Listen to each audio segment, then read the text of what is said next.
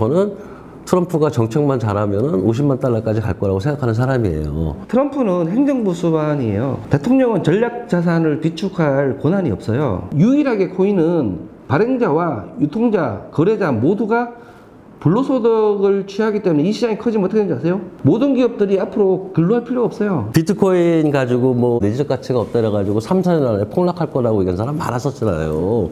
지금 폭락했나요?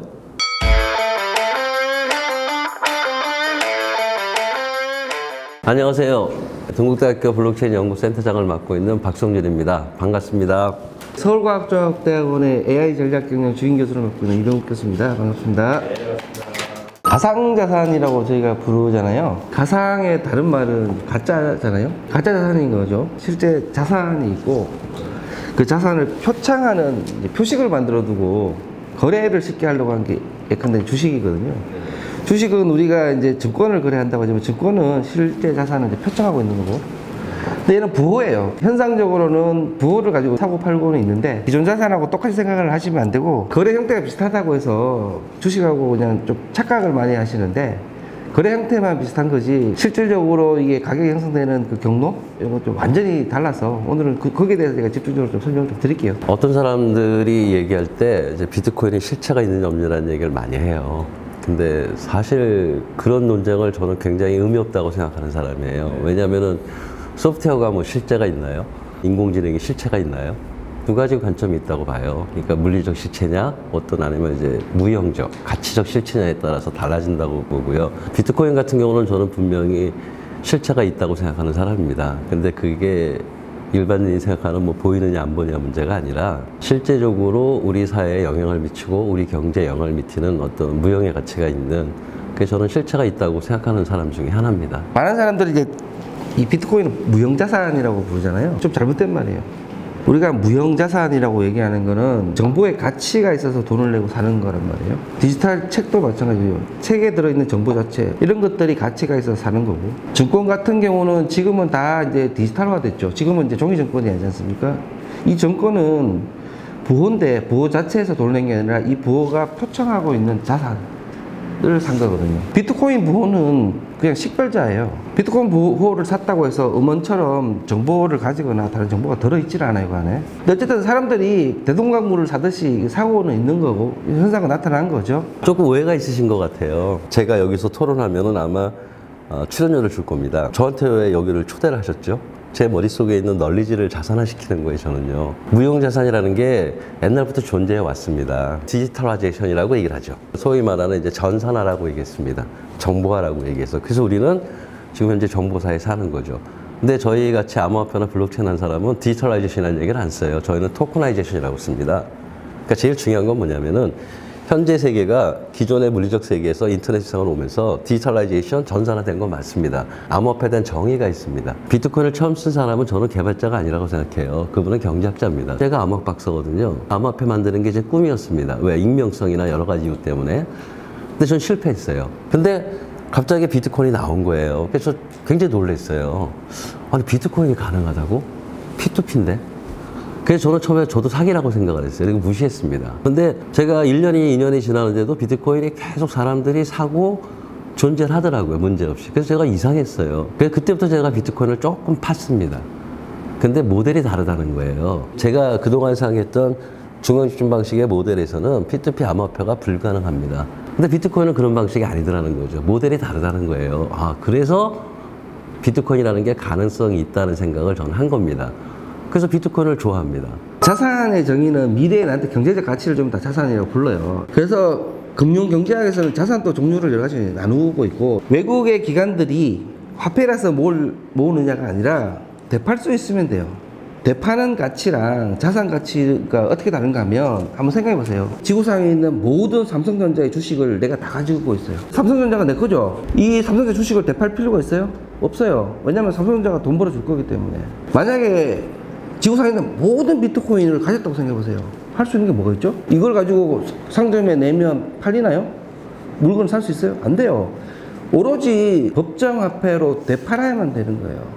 가장 큰 차이는 되파는 가치는요, 로버트 실러 교수의 내러티브 경제학이라는 건데 사람들이 어디서 착각하는가 하면요, 대파는 순간 법정 화폐가 들어오니까 이게 가치를 가졌다고 생각을 하죠. 가치를 가지게 만들 수가 있어요. 이때는 끊임없이 거래가 돼야 돼요. 자산은 거래를 하든 안 하든 나한테 이익을 가져다 주고요. 사회의 생산 역량을 늘리고요. 주식은 왜 끝없이 이렇게 올라가는 줄 아세요? GDP가 계속 성장하니까, 경제가 계속 성장하니까 사회의 생산 역량이 계속 성장하는 거예요. 쉽게 말하면 일자리가 계속 늘어나는 거예요. 그래서 시가총액이 계속 끝없이 올라가는 거예요. 코인은 언제 가치를 가지는가 하면요, 법정화폐로 바뀌어서 내가 법정화폐로 물건을 살 때 가치를 가져요. 화폐라는 거는 내가 상대방한테 물건을 치르려고 할 때 상대방이 거부하면 화폐가 안 돼요. 예를 들어서 우리가 IMF 때 금모으기를 왜 했나요? 달러로 돈을 갚아야 되는데 달러가 없었어요. 그래서 IMF가 왔죠. 달러 대신에 원화는 안 받아도 금은 받거든요. 그래서 사람들이 금모으기를 하고 금으로 갚았단 말이에요. 이 비트코인이 화폐가 되고 전략자산으로 축적을 하려면 미래에 우리나라가 IMF가 또 와서 달러가 없을 때 비트코인으로 갚을게 할 때 전 국가가 알았어 라고 받아주면 돼요. 모든 국가가 그걸 왜 안 하겠어요? 예를 들어서 돈을 갚아야 되는데 달러로 갚겠다는 것과 비트코인으로 갚겠다 그러면 뭘로 받는 게 정상적이냐고요. 많은 사람들이 착각하는 게 교환이 일어나면 화폐라고 착각하거든요. 일론 머스크가 테슬라를 비트코인을 팔겠다 했잖아요.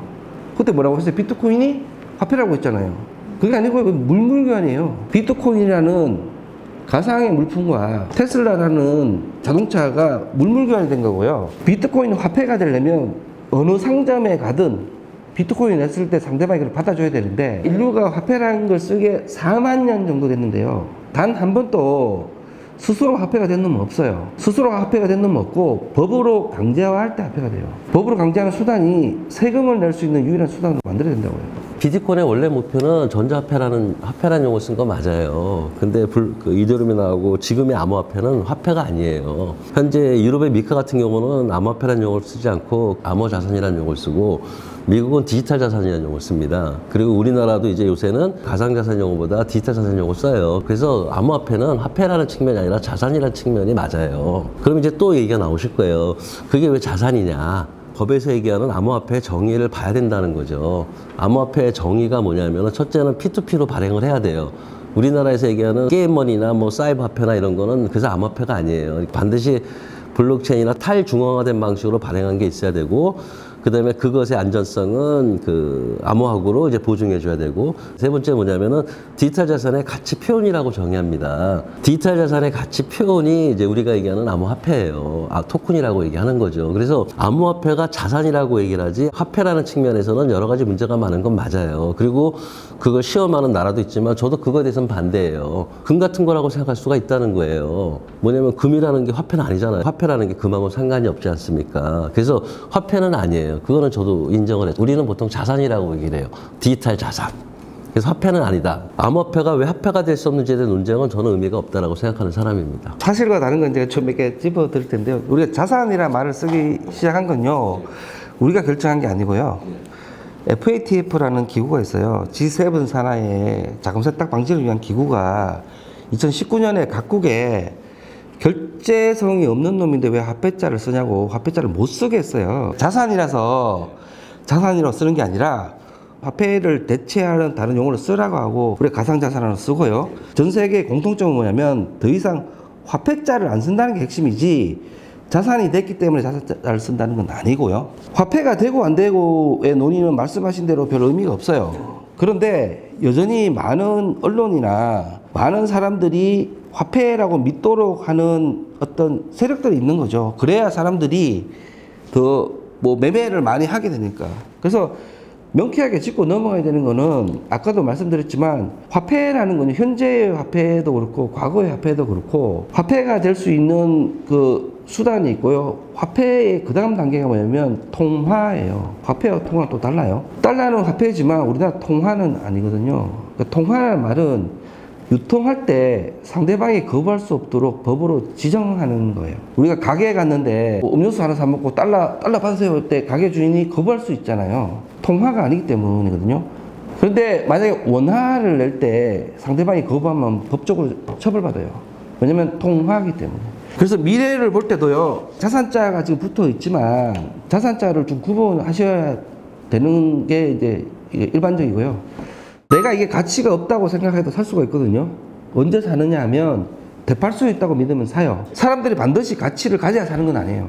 내가 이게 아무리 가치가 없고 쓸모없는 거라고 생각하더라도 더 높은 가격에 되팔 수 있다는 믿음만 형성이 되면 얼마든지 사람들은 사요. 주식이 왜 실존 가치보다 살짝 높은 값에 항상 프리미엄이 형성되는가 하면 사람은 다대다로 붙여놓으면요 경쟁이 생겨요. 튤립이라는 게 왜 광풍이 불었는가 하면 사람들이 자산 가치를 보고 사다가 이걸 증권화 해버렸거든요. 주식처럼 막 사게 하니까 이게 광풍이 불었던 것처럼 현대도 이 비트코인 뿐만이 아니라 사기라는 게 왜 벌어지는가 하면요 되팔 수 있다는 믿음만 살짝 심어주면 되거든요. 사람들이 그것만 믿으면 내가 팔기 전까지 폭탄만 안 터지면 돼요. 그래서 이게 거래가 되고 있다고 해서 자산이 형성됐다라는 거는 그런 주장이 안 되고요. 자산이 형성됐다고 하려면 그 증거를 명쾌하게 설명을 해야 되는데 증거를 명쾌하게 설명하려면 얘에 연계된 경제적 가치, 경제적 다른 부분을 설명해야 되는데 모두 다 뭐만 설명하는가 하면 되팔 수 있다는 그것만 설명을 하는 거거든요. 비트코인 가지고 뭐 내재적 가치가 없다 그래가지고 3, 4년 안에 폭락할 거라고 얘기한 사람 많았었잖아요. 지금 폭락했나요?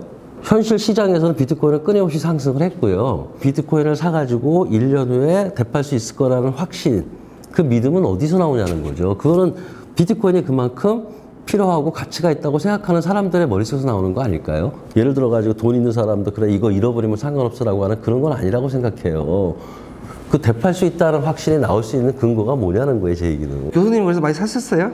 저는 안 삽니다. 왜 안 샀어요? 확신이 있으시면 비트코인을 사는 게 그게 경제적으로 합리적인 행동 아니에요? 아니요, 저는 더 이성적인 생각을 한 거죠. 잘 아시겠지만 2016년부터 정부하고 굉장히 많이 싸웠습니다. 근데 만약에 제가 비트코인을 사고서 그렇게 싸웠었나요? 저 교수라는 놈은 지 비트코인 샀으니까 돈 벌려고 저러는 거다. 그래서 안 샀어요. 문제는 뭐냐면은 비트코인을 바라보는 시각이 화폐냐 자산이냐는 논쟁은 이미 끝났다고 보고요. 그럼 비트코인의 가치가 올라갈 거나 안 올라갈까를 판단하는 그 근거에 대한 얘기를 하자는 거죠. 저는 이렇게 해요, 사람들한테. 지금도 사라고. 왜 사느냐? 비트코인에 대한 신뢰가 그만큼 쌓였다. 그러니까 끊임없이 지속 상승할 거라는 믿음이 있다는 거죠. 단순히 비트코인 가격에 대한 믿음이 아니라 비트코인을 바라보는 전 세계 사람들의 시각을 보는 거예요. 그래서 저는 사야 된다고 주장하는 사람입니다. 되판다고 그러는데 제가 사람들한테 얘기할 때 이렇게 얘기합니다. 비트코인을 단기적으로 투자할 생각은 하지 마세요. 중장기적으로 자기 능력에 맞게끔 투자하는 얘기는 저도 합니다. 단기적으로 하는 거는 약간은 투기성이겠죠. 근데 비트코인은 끊임없이 지속 상승할 거니 지금이라도 사라. 어떤 사람들은 뭐 15만 달러, 20만 달러 하는데 저는 트럼프가 정책만 잘하면은 50만 달러까지 갈 거라고 생각하는 사람이에요. 트럼프가 뭐 어떻게 해야 올라가죠? 트럼프가 전략자산이라는 용어를 썼습니다. 전략자산이란 뭐예요? 그만큼 비트코인의 위상이 높아졌다는 얘기잖아요. 그러면 비트코인이 왜 전략자산으로 선택했을까? 그거에 대해서 우리나라에 있는 많은 전문가들이 관심을 가지라고 주장하는 사람이에요. 비트코인이 자산인가 아닌가에 대해서 고민하는 시기가 2012년, 13년, 14년 때는 이게 뭐지라고 생각하는 분이었고, 근데 보니까 비트코인이 막 올라가요. 그러다 보니까 비트코인도 하나의 내가 투자할 만한 자산으로서 생각하는 게 그때고, 그 다음에 이제 한번 떨어졌잖아요. 그리부터 다시 이제 올라가기 시작하는 거죠. 그리고 보니까 현물 ETF 나오면서 이제 이게 자산에서 실내 자산까지는 왔구나라는 생각을 저는 해요. 그 사람들이 현물 ETF 했다는 얘기는 그만큼 신뢰한다는 거겠죠. 근데 갑자기 작년에 그렇게 비트코인을 싫어하던 트럼프가 전략자산이라는 용어를 씁니다. 그러니까 비트코인이 이제 전략자산으로 온 거예요. 미국에서 전략자산이라고 얘기하는 건 굉장한 거지 않습니까? 그럼 그만큼 비트코인이 전략자산의 위치까지 왔기 때문에 저는 비트코인을 바라보는 시각이 계속 높아진다는 거죠. 그래서 비트코인의 신뢰가 높아질수록 수요가 나올 거고 실제 그 수요가 나오고 있고 그래서 비트코인은 계속 올라간다고 판단하는 게 그냥 일반적인 사람의 생각이에요. 제가 뭐 이명혁 교수님이나 그다음에 정부한테 바라는 건 뭐냐면은 트럼프 대통령이 왜 전략자산이라는 용어를 썼을까? 함부로 쓰는 게 아니잖아요. 그럼 전략자산이라는 용어를 쓰면 그거에 대한 의미가 있을 거예요. 그게 뭐 안보적으로, 경제적으로, 뭐 금융적으로 어떤 의미가 있을 거 아닙니까? 그 의미를 분석해서 그거에 대한 대응책을 냈으면 좋겠다라고 주장하는 사람입니다. 그래서 저는 단순히 뭐 이게 1년에 되판다 그래서 사는 게 아니고 되팔 수 있다는 확신이 먼저라는 거죠. 이 용어에 현혹되시면 안 돼요. 트럼프는 행정부 수반이에요. 대통령은 전략자산을 비축할 권한이 없어요. 행정부는 뭐죠? 의회에서 예산을 받아서 자기 권한에 맞는 예산을 1년간 집행하는 데란 말이에요. 전략자산을 비축하려면 전략자산을 비축할 만한 기능이 존재를 해야 되고요. 그 다음에 이걸 의회에서 승인을 받아서 예산을 타야 돼요. 애초에 트럼프는 지가 할 수 없는 일을 했어요. 말을 던졌다고요. 사람들이 어떤 기대를 했는가 하면 전략자산? 그러면 미국이 돈을 풀어서 비트코인을 모으겠네 해서 기대를 해서 쫙 값이 올라갔잖아요. 근데 실제로 어떻게 했나요? 새로 살 돈이 없잖아요. 그래서 어떻게 했나요? 범죄 몰수된 비트코인만 안 팔고 그냥 가지고 있겠다. 왜냐? 예산이 없어요. 연준 의장이 야 우리가 전략자산 비축하겠다. 그건 말이 돼요. 트럼프가 얘기한 거는 아무 의미가 없다고요. 근데도 불구하고 요새 유튜브에 보면 막 나와서 트럼프가 이 얘기했기 때문에 오를 거라고 얘기한 사람이 있거든요. 금융지식이 전혀 없는 사람의 얘기고요. 만약에 우리나라 연금이요 수익률을 더 내려고 비트코인을 사면 여러분 찬성하시겠어요? 반대하시겠어요? 생각해 보시면 왜 국민연금 펀드가 비트코인을 안 사냐고요. 수익이 더 날 수도 있는데 목표는 안정적인 수익에 재원을 하는 게 국가의 이 자산을 축적해 놓는 거지 투기적인 자산에 넣어서 약간의 수익 1, 2%를 더 하다가 더 손해보는 게 아니란 말이에요. 한번 생각해 보세요. 내 세금을 가지고 수급도 깎겠다고 하는 이 국민연금이 앞으로 비트코인 사서 높은 수익률을 추구하겠다 그러면 찬성하겠냐고요. 트럼프는 원래 그래요. 자기가 할 수 있는 거 할 수 없는 거 다 떠나서 지금 아시잖아요. 하버드 유학생들 다 지금 등록 취소시키려고 하고 있잖아요. 그래서 전략자산으로 한다는 그 말도요. 비축자산이 아닌 전략이라는 말을 왜 썼는가 하면 지금 할 수 없는데 그냥 쓸 수 있는 여러 단어 중에 그걸 뱉은 건데 아무 의미 없어요. 비트코인이 언제 맥스를 찍었는가 하면 비트코인 컨퍼런스에서 트럼프가 전략자산 얘기 꺼내고 막 올라갔다가 당장 행정명령으로 뚝 떨어졌다가 비트코인 항상 언제 오르는가 하면 유동성이 들어오면 올라요. 이제 테더라는 코인이 나와서 그때 달러 비축도 안 하고 달러 비축한 것처럼 해서 계속 유동성 공급해서 10배 정도 튀겼죠. 지금 또 ETF 만들어졌죠. 그동안에 못 만들어졌던 거 다 만들어서 유동성 다 땡기게 해줬거든요. 모든 자산은 이래요. 자산 자체가 올라가서 사람들이 사는 게 있고요. 유동성이 공급돼서 계속 올라가는 게 있어요. 주식은 끝없이 올라가요. 왜냐? 경제가 계속 성장할 거란 믿음이 있으면 생산 역량이 올라가니까요. 코인은 계속 올라갈 거냐? 계속 유동성이 들어오면 돼요. 그럼 추가로 어떤 유동성이 남았을까를 생각하시면 돼요. 실질적으로 보면 남은 게 별로 없어요. 저는 그 50만 불 정도까지 갈 수 있다라고 예측하는 이유는 실질적으로 지금 비트코인에 대해서 트럼프가 전략자산에 대한 용어를 씀으로써 이제 아까 말한 뭐 준비금, 그러니까 그래서 연방정부가 얘기하는 전략자산 개념이 아니라면은 믿을 수가 없다라고 얘기하는데 그거는 많은 사람들이 그렇게 생각해요. 근데 반드시 뭐 국민 세금으로 안 산다 하더라도 국부펀드라든지 또 다른 차원에서 비트코인을 살 수 있는 또 다른 방법이 있다고 생각을 하는 거고요. 실제 미국의 어떤 주 같은 경우는 이제 주에 있는 세금으로 준비자 5천억 달러까지는 이제 비트코인을 사라고 법이 통과가 됐고요. 현재 주정부에서는 지금 그러한 것들을 지금 하고 있어요. 그 의미는 뭐냐면 비트코인에 대한 수요가 창출된다는 거고 그렇다면 비트코인은 충분히 가격이 오를 수 있는 여지가 만들어졌다. 그리고 비트코인에 대한 신뢰가 더욱더 이제 강해지는 거죠. 일반 국민들은. 그래서 비트코인에 대해서 이제는 믿음이 생겼구나. 그렇다면은 그 비트코인에 대한 믿음으로 일반인들이 비트코인을 살 수 있는 환경이 갖춰질 거다.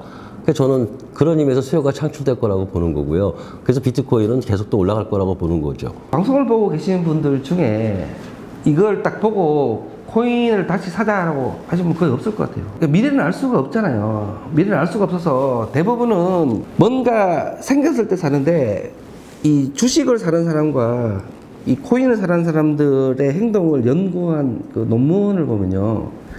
대부분의 주식은 사람들이 이성적으로 가격이 떨어졌다고 할 때 사요. 코인 사는 사람들의 특징은 이게 떨어질 때는 절대로 안 사요. 저가에는 아무도 안 산다고요. 오히려 저가에 사야 되는데 언제 사는가 하면 대부분은 올라올 때 치솟아 오를 때 사요. 비트코인 갑자기 막 치고 올라올 때 그때 산다고요. 삼성전자의 재무제표를 보면 맞는지 안 맞는지는 알 수는 없죠. 어차피 시장은 다르니까. 재무제표를 보면 이게 싼 것 같다 비싼 것 같다는 판단이 돼요. 그래서 보통 쌀 때 주식을 사는 반면에 비트코인은 그런 증거가 없기 때문에 항상 기다렸다가 쌀 때 사는 사람은 아무도 없고요. 치솟아 오를 때 사기 때문에 다들 손해를 보는 거예요. 우리나라에 1999년에 K캐시라는 전자화폐가 나왔었어요. K캐시가 1999년에 나왔다가 2022년에 없어졌거든요. 한 번에 써보셨어요? 왜 안 썼겠어요? 필요가 없으니까 안 써본 걸로. 우리나라가 신용카드를 하루에 긁는 게 2에서 3조를 긁는다고요. 근데 지난 분기 동안에 전자화폐 쓴 게요 400만 원밖에 안 돼요.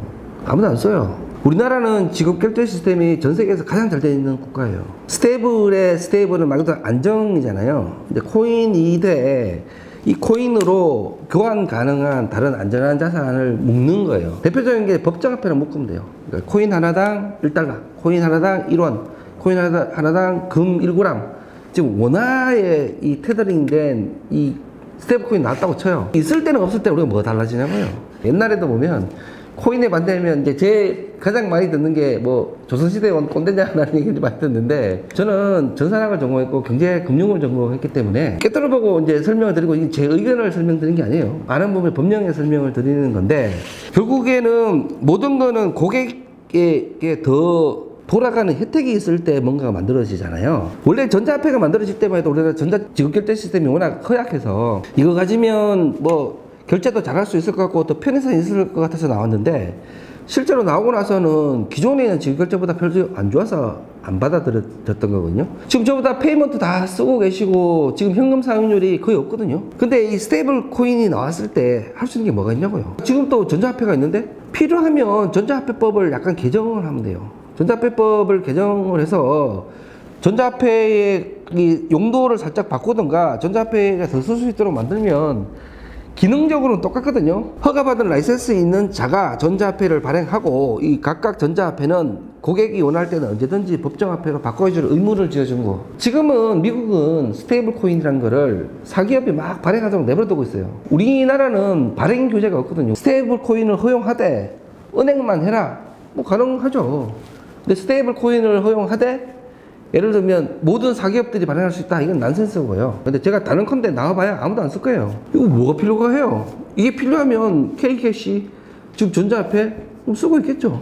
얘가 나옴으로써 그동안에 우리가 못 누리던 편의성 이런 게 있으면 되겠는데 없어요. 그리고 CBDC라고 있거든요. 중앙은행이 발행하는 디지털 커런시인데, 그게 나왔을 때 우리가 더 좋아지는 게 있으면 되는데 이미 우리 지급결제 시스템이 워낙 잘 됐어요. 중국이 저거를 빨리 했던 이유는 그때 현금 사용률이 65%까지 갔거든요. 위챗페이, 알리페이를 워낙 안 쓰니까. 그 다음에 이 사람들이 지급한 걸 추적하려는 약간 불순한 의도가 섞여서 그걸 한 거고요. 저는 CBDC 나오면 안 써요. 왜? 내가 시장에서 떡볶이 사 먹은 걸 국가가 왜 추적해요? 그러니까 또 이제 추적이 불가능한 CBDC 만들겠다고 하고 있는데, 그럼 또 왜 만들어요? 제가 보기에는 할 효용이 별로 없어요. 대전에 있는 전자통신연구 출신이고요. 국가보안기술연구 출신이라 K캐시 당연히 관여되어 있는데, K캐시가 안 된 이유가 기술적으로 굉장히 복잡해요. 그럼에도 불구하고 K캐시를 만들려고 했던 건 인터넷 세상에서의 지불 결제 시스템을 만들고 싶었던 거예요. 지금 현재 서울시에서 추구하는 서울페이, 제로페이 같은 걸 만들고 싶었던 이유가 상점들을 위해서 수수료가 크니 서울페이나 이런 걸 만들어 수수료를 싸게 하겠다고 했던 거예요. 근데 그게 현실에 안 맞는 거지. 현실에 왜 맞느냐면은 일단 복잡하고요. 그 유지 비용도 어차피 다 세금이에요. 그래서 안 되는 거지. 사람들이 안 쓴 이유는 시장 경제하고 경쟁이 안 돼요. 경기도가 예를 들어가지고 배달의 민족하고 하기 위해서 뭐 경기도 배달 민족 같은 거 만들잖아. 안 되는 이유가 뭔지 아세요? 민간하고 경쟁을 못 해요. 왜냐면 끊임없이 개선해야 되고 끊임없이 해야 되는데 그걸 못 한다고요. 그래서 민간에 맡기자는 거야. 민간이 혁신이 더 잘 돼야 되는 거라는 거죠. 그래서 일단 저는 혁신이라는 거 할 때는 정부가 나서면 안 돼요. 그런 다른 어떤 환경이 있다는 거예요. 제가 공인인증서 만들어 놓고 가장 사람들한테 요즘 듣는 얘기는 그렇게 후진 거 왜 만들었냐는 거야. 불편하다며. 설치하기도 힘들고. 그 당시에는 그게 최선이었어요. 처음에 전자세법 만들었을 때 제가 얘기했던 거는 민간에 넘기자는 거였어요. 민간에서도 인증서라는 사업을 할 수 있게끔 만들어주자. 사설인증서에 비중을 둔 거지. 이건 산업이다. 주식하고 코인 시장을 그동안 분리해놨던 거는 한 시장의 리스크가 다른 시장에 전가되는 걸 막아놓은 거거든요. 근데 ETF를 허용한다는 거는 주식 시장에 들어온 돈이 코인 시장에 흘러들어가기 위해서 접점을 만들어주는 거란 말이에요. 모든 금융상품은 외해가 필요해요. 주식을 활성화해야 될 이유가 이제 존재를 해야 되는 거고요. 주식이 도박인 거 아세요? 의견이 아니라 우리나라 형법상 도박이에요. 도박을 왜 처벌을 안 하는가 하면 우리나라 자본시장법 10조 2항이에요. 금융투자업자가 하는 금융투자 상품은 형법 246조를 적용하지 아니한다라는 조항이 있고요. 형법 246조가 도박죄 처벌법이에요. 주식이 왜 도박인가 하면 우리나라 형법상 원금 손실이 가능하면 다 도박이에요. 그럼 주식은 도박인데 왜 허가를 해줬는가 하면요, 자본 조달의 선순환 기능을 하기 때문이에요. 기업이 자본시장의 선순환을 해서 일자리 창출 기능이 있으니까 도박이라는 나쁜 해악에도 불구하고 허가를 해주는 거거든요. 그럼 코인을 보자고요. 코인의 형태가 똑같죠. 이걸 두려면 우리나라 자본시장법처럼 법을 하나 만들어줘야 돼요. 있나요? 없어요. 코인은 자본시장하고 가장 큰 차이가요. 기업은 자기 자산을 이렇게 내다 판 건데 코인은 기업이 자기 자산을 내다 판 게 아니라 새로 디지털을 계속 찍어서 팔기 때문에 자기 자산을 하나도 안 줄어들어요. 지 자산을 그대로 놔두고 이거 계속 의미 없는 부호만 만들어서 내다 팔기 때문에 불로소득이 돼요. 도박죄가 왜인지 아세요? 도박한 사람은 지네끼리 하는데 왜 법을 만들어 놓는가 하면 근로가치를 지키려고 만들어 놓은 거예요. 유일하게 코인은 발행자와 유통자, 거래자 모두가 불로소득을 취하기 때문에 이 시장이 커지면 어떻게 되는지 아세요? 모든 기업들이 앞으로 근로할 필요가 없어요. 직원들 다 자르고 코인만 계속 발행하면 돼요. 시장은 개인적 이익이 생성이 되면 당연히 형성이 되죠. 이 시장이 결국 사회에 어떤 영향을 끼치는지 봐야 돼요. 이 사회적 영향을 봤을 때 코인은 절대적으로 불로소득을 부추기는 거거든요. 근데 두려면 얘가 가진 사회적 기능을 증명을 해야 돼요. 아무도 증명 안 했어요. 개인이 돈 벌 수 있고 개인이 돈 잃을 수 있고 사적 시장은 사회적 기능이 아니에요. 그럼 사회적으로 이 시장이 어떤 기능을 하는지 사회적 기능을 누가 증명했어요? 아무 증명 안 했잖아요. 반대로 사회적 해악이 있다고 제가 증명을 했죠. 불로소득이 있으니까. 그러면 찬반을 할 때 사회적 이익, 사회적 해악을 해서 어느 게 더 큰지를 저울질해서 이익이 더 크면 지금이라도 법을 만들어주면 돼요. 아무도 안 하잖아요. 그래서 국가가 나서서 이걸 더 키운다라는 거는 적어도 입법가들이 먼저 뭘 증명하고 해야 되는가 하면 이게 우리 사회에 이익이 된다는 걸 먼저 증명하고 해야 돼요. 누가 증명했어요? 아무도 안 했잖아요. 근데 이걸 가지고 ETF를 만든다? 제가 보면 정신나간 짓이에요. 절대로 해서는 안 된다고 저는 이제 생각을 하는 거고요. 우리나라는 암호화폐 발행 금지입니다. 2017년부터 박상기 전 법무부 장관이 암호화폐 거래소를 폐쇄하겠다는 정책과 함께 암호화폐 금지 정책을 피는 나라입니다. 세계에서 전례가 거의 없는. 그래서 저희 같은 사람들은 이제 계속 정부한테 요구를 했죠. 이거는 규제가 아니라 못하게 하는 거다. 암호화폐에 대한 발행이라는 게 있고 거래라는 게 있고 이제 청산이 있습니다. 근데 우리나라는 발행 측면에서는 금지된 나라예요. 금지된 나라에서 이제 갑자기 이제 스테이블 코인 얘기 나오고 그다음에 현물 ETF도 나오고 하는 거예요. 제가 볼 때 그거는 장가지예요. 스테이블 뭐 코인을 발행하느냐 안 발행하느냐 그다음에 현물 ETF를 해주느냐 안 해주느냐 문제보다는 핵심은 뭐냐면은 암호화폐 발행이 중심이 돼야 된다고 생각하는 사람입니다. 어떤 경우에 암호화폐를 발행할 수 있게 해준다든지 그게 돼야 그 다음에 스테이블 코인이라든지 현물 ETF에 대한 논의가 또 시작된다고 봐요. 그리고 저는 해야 된다고 주장하는 사람입니다.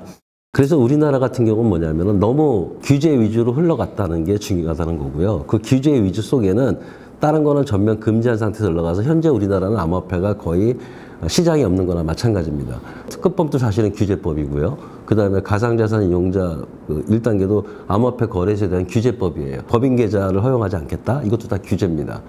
기존의 K캐시는 중앙집중 방식이고요. 예금 토큰은 탈중앙 관점입니다. 블록체인으로 기반으로 하는 충분히 사회적 효과가 있습니다. 지금 말씀하시는 모든 거는 현재 세상의 관점에서 바라보고 있는 거예요. 제가 볼 때는. 저희는 지금 탈중앙화 세상에서의 효용성이나 가치에 대한 논의를 한번 해보자는 거예요. 현재 법 제도 관점에서보다는 미래 세상이 어떻게 변할 거라는 걸 봤으면 좋겠다는 거고요. 충분한 효용성이 있으니까 다른 나라도 열심히 하겠죠. 지금 이제 코인 쪽 하시는 분들이 무슨 얘기를 많이 하는가 하면 이렇게 하면 효율적이 된대요. 효율적이 됨으로써 생기는 리스크는 얘기를 안 해요. 리스크와 효율이 있는데 두 개를 같이 봤을 때 종합적으로 효율이 있다라고 얘기를 하셔야 되는데 대부분은 뭐냐면 자 이게 지금 우리가 리스크를 없애려고 이렇게 하고 있는데 아 이게 규제가 어떻고 이렇게 하면 효율적이래요. 그럼 이렇게 해서 생기는 자금 세탁 위험이라든지 이런 건 어떻게 해야 될지를 아무도 설명 안 해요. 아니요, 그건 딴 사람이고 저는 설명합니다. 코인 좋다 나쁘다 얘기하지 말고 코인의 해악과 코인이 사회적으로 이익되는 걸 얘기해서 결론을 내면 되거든요. 코인의 사회적 이익이 뭐예요? 많죠. 뭐가 있죠? 저는 세상이 바뀐 것에 따라서 블록체인의 가치를 얘기하는 거예요. 아니요, 행위와 목적물은 구분하시고요. 지금 행위는 뭐냐면 사람들은 블록체인이 뭔지도 모르고요. 관심도 없고요. 인공지능이 뭔지도 관심이 없어요.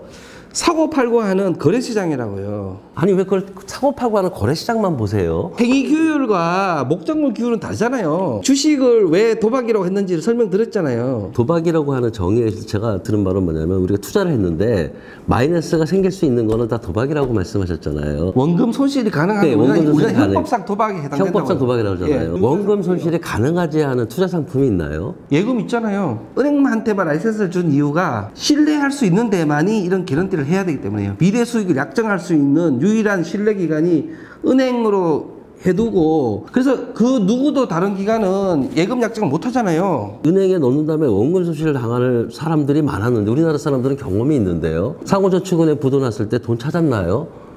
은행들 부도 났을 때 돈을 예금자 찾나요? 보호법 5천만 원까지 되잖아요. 5천만 원이잖아요. 내가 은행에다 2억을 넣어놓으면 1억 5천 손해 본 거죠. 그렇죠. 그럼 부도가 났으니까 그렇죠. 근데 왜 원금 손실을 안 본다고 확신을 하세요? 약정한 거를 지키라는 의무를 못 지키는 회사들이 생길 수 있죠. 파산하기 때문에. 그리고 상호저축은행은 은행이 아니에요. 저축은행은 은행이 아니에요. 은행법상에 은행이 이걸 지키도록 하려고 지급준비율을 만들어두고 다 하잖아요. 그래서 안 돼서 5천만 원까지 예금 보호를 하는 거고요. 그걸 넘는 거는 국가가 약속한 적이 없는 거예요. 그러려면 우체국에 넣어두시면 돼요. 우체국은 국가가 원금을 무조건 보장해 주거든요. 원금 손실이 가능하다는 걸 말씀드리는 거예요. 이병혁 교수님은 자꾸 현재에서 기준을 보고 다시 법제도 같은 걸 다 말씀을 하세요. 맞아요. 기술이 없어가지고 못하는 건 아니에요. 신뢰에 대한 강도로 인해서 여러 가지 장치를 둔 거잖아요. 그럼 저는 차라리 이렇게 얘기할 수가 있어요. 코인에 세금을 70% 물리면 저는 그건 사회적 효용이 있다고 생각해요. 복권은 왜 만들어놨어요? 복권은 국가가 이 정도는 도박이고 복지 자원으로 쓴다고 해서 쓰고 있잖아요. 이 사람은 돈을 땄든 안 땄든 70% 떼가지고 복지로 쓰면 되니까요. 저는 옛날부터 무슨 얘기를 했는가 하면 돌려면 내가 찾을 수 있는 유일한 사회적 효익은 뭐냐면 세금을 그냥 왕창 걷어서 쓰라고 했거든요. 제가 초기에 비트코인을 잘못 본 게 말씀드렸잖아요. 저도 이제 비트코인을 오해해서 안 샀다고. 근데 그러고 나서 1년이 지나서 전 세계가 많은 사람들이 인정을 하기 시작했잖아요. 그래서 저는 내가 뭘 모르는가. 그래서 그때부터 비트코인을 공부한 거죠. 그랬더니 이거는 제가 모르는 뭐가 있는 거예요. 그게 바로 뭐냐면은 현재 세상의 틀을 바꾸는 거예요. 기존에는 항상 신뢰기관에서 클라이언트가 붙는 걸 우리는 중앙집중 방식이라고 얘기를 해요. 근데 이제 비트코인이라는 게 P2P 방식으로 온 거라고요. 그럼 이쪽에서 볼 때는 이상한 거죠. 근데 그게 돌아가잖아요. 그래서 비트코인의 본질은 뭐냐면은 그게 화폐냐 아니냐. 그게 본질이 아니에요. 본질은 뭐냐면은 P2P 세상이 가능하다는 걸 우리한테 보여준 거예요. 많은 분들이 자꾸 좀 이게 행위하고 목적물을 구분을 못 하세요. 예를 들면 우리가 라스베가스 가서 도박을 하면 플라스틱 칩을 주잖아요. 어느 날 갔더니 이 플라스틱 칩 대신에 삼성전자 반도체 이걸 주면서 이걸로 도박을 하면 도박이 기술이 되냐고요. 도박에는 행위가 있고 기술은 기술이거든요. 그러니까 기술을 주장하시려면 기술로 고객한테 받아들여서 고객이 서비스를 내고 그걸 돈을 벌면 돼요. 근데 이걸 갖고 와서 왜 사고 팔고 막 이렇게 사람들을 부추겨가지고 팔게 만들어 놓고 자꾸 기술 얘기를 하거든요. 그러니까 행위는 행위고요. 기술은 기술이에요. 이 두 개를 구분해서 행위 규제가 있고 목적물 규제가 있거든요. 행위 규제를 얘기하고 있고 이거 행위를 왜 하게 만들어둬야 되는 얘기를 하는데 자꾸 뭐 블록체인만큼 정의도 없고 실체도 없는 게 있어요. 이걸 하시려면 변동성만큼 리스크가 있다는 것만 기억을 하시면 된다.